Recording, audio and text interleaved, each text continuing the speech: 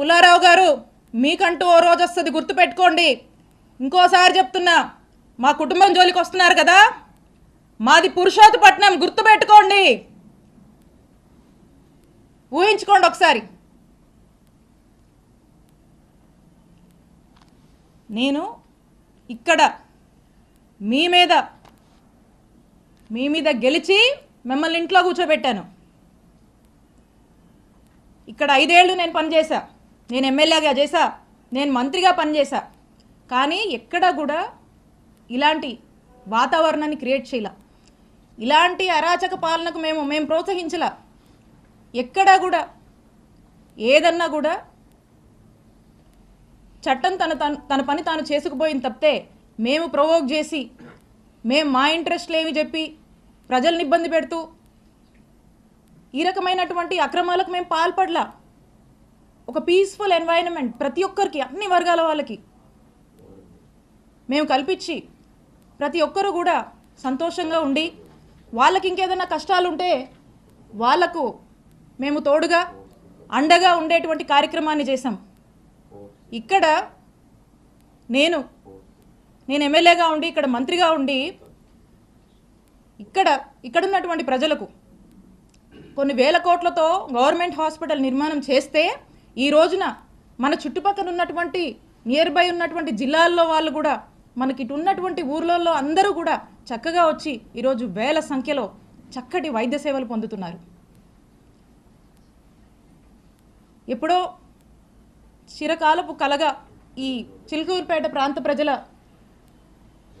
కలగా ఏదైతే బైపాస్ ఉందో, ఆ బైపాస్కి సంబంధించి ఏదైతే ల్యాండ్ ఎక్విజిషన్లో భాగంగా రైతులకు డబ్బులు రావాల్సి ఉందో, ఆ డబ్బులను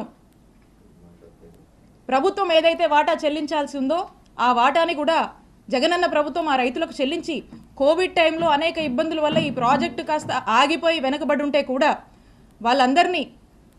వాళ్ళందరినీ పిలిచి, ఆ కాంట్రాక్టర్ని పిలిచి వాళ్ళకు మోటివేషన్ ఇచ్చి, వాళ్ళకు ప్రభుత్వం వైపు నుంచి కావాల్సినటువంటి సపోర్టు పూర్తిగా ఇచ్చి, రాత్రింబగలు వాళ్ళు పనులు కంప్లీట్ చేసి, శరవేగంగా పనులు పూర్తి చేసి బైపాస్ని అందుబాటులోకి తీసుకురావడానికి ఎంత కృషి చేశాము. ఈరోజు చూస్తే ఎక్కడి నుంచో, చెన్నై నుంచి, కడప నుంచి వచ్చిపోయే వాళ్ళందరూ కూడా ఈరోజు ఎంత కమ్యూట్ బాగుందని చెప్పి హర్షించేటువంటి పరిస్థితి.